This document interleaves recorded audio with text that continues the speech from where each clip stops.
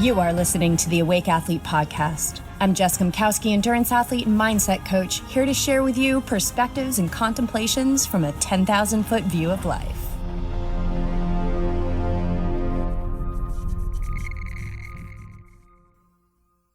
Hey, gang.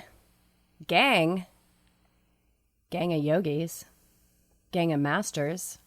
Gang of awake athletes. That's my kind of gang. All right. Let's talk a little bit about food. I know this can be a super emotional topic for people. What I can tell you is that I have lived really torturous experiences with my relationship with food.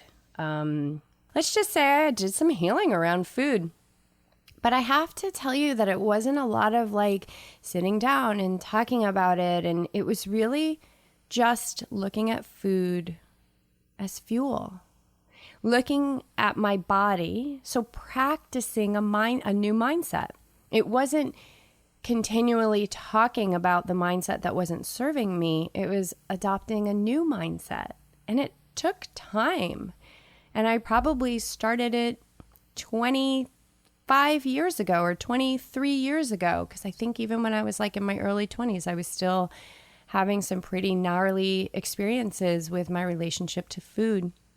And so it was about attuning to a new mindset. And this was well before I knew, this was just really an intuitive way for me to heal, and perhaps even brought out by my inability to open up and talk to anybody about anything, because I didn't ever want to be seen as weak, which ended up, I think, being a really strong power for me in this situation, because I was able to adopt this new mindset and really heal and release whatever it was that was holding me from having joy in my life around food.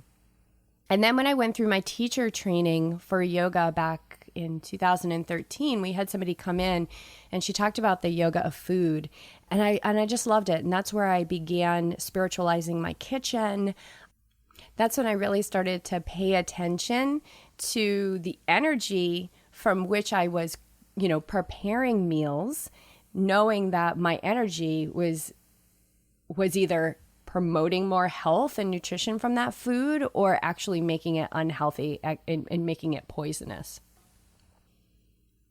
Food has transformational power, and the ultimate goal is to know your body, to support your digestive system by knowing what works for you. And,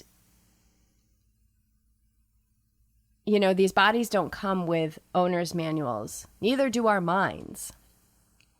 And we have to turn in and we have to look at how we feel about the food we're putting in our bodies, how the food that we're putting in our bodies, because it does have an energetic resonance, how that is expressing itself within our bodies, within our health, within our blood work, and make those adjustments for this body temple, which is really Julie Pyatt. I love how she says that, the sacred technology. I mean, this is like a miraculous temple that we live in. Just the amount of electrical impulses, muscle movement, blood flowing, cells birthing and dying that are happening right now as I speak is just, it's mind-blowing. Let's just keep this one really simple today, you guys, and we're just going to start paying attention. Even if you have a really great relationship with food and you love food and all of that, let's all just pay attention. And there's a couple of things that we can do. Number one, spiritualize your kitchen. So my kitchen, when you walk into my kitchen, you walk under this gorgeous star that my mom gave me. That is just sparkly silver and gold, and it's really pretty. So that kind of is the entryway. And then I also have a prayer on a scroll that I got when I was in India, which is Precious Human Life by the Dalai Lama. And I have like an Om symbol that I got from Paramahansa Yogananda's gift shop down at the Meditation Gardens.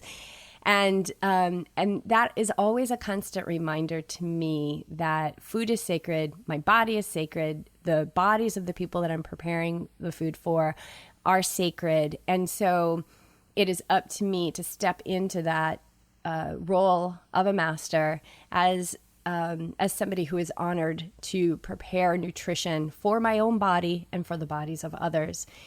So spiritualizing your kitchen, I love that. I love it. I love it. Know when you need to eat and do it preemptively. So, how many times back in the day would go out for a workout or whatever, and I would wait until I'd get to that point where I was like blood sugar, you get hangry, there's just no need for that. So conscious action, having healthy snacks with you, things like that. Conscious eating. So chew your food. One of the things that BJ did to slow down his eating was he started eating with his non-dominant hand. He loves that one. I think that's brilliant, like absolutely brilliant. So slow down. We got to slow down. We got to slow down in order to notice what's happening in a moment and how we're relating in a moment. Make a ritual out of your food. Notice if making food is an inconvenience for you. Notice if there's a mindset around how you don't have time to do it.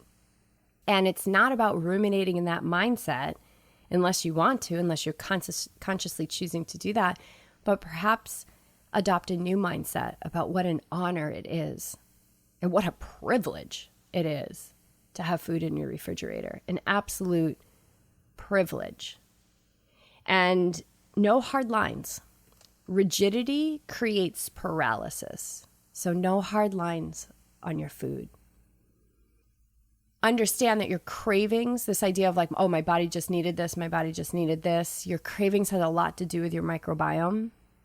And if you feel like the microbiome is not happy, then, maybe go into a cleansing diet where you're just eating, a few certain things, and then you add stuff in, you just notice how it feels.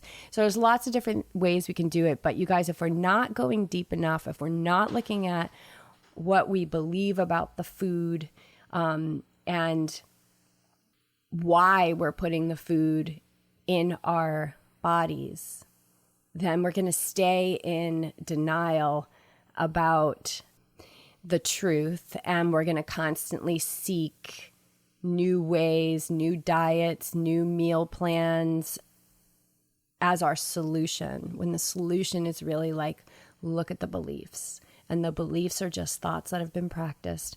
They are 100% shiftable. You can have whatever mindset you choose. I hope that was helpful. A couple tidbits about food, but it is really transformational, you guys. The plant foods, I'm a big fan of high vibrational plant foods. Putting that in your body. So more of that. I think we can all agree that adding more fruits and vegetables is going to be to our benefit. So thanks so much for tuning in. Let me know if you have more questions, you want to take this bigger, deeper. Let's do it.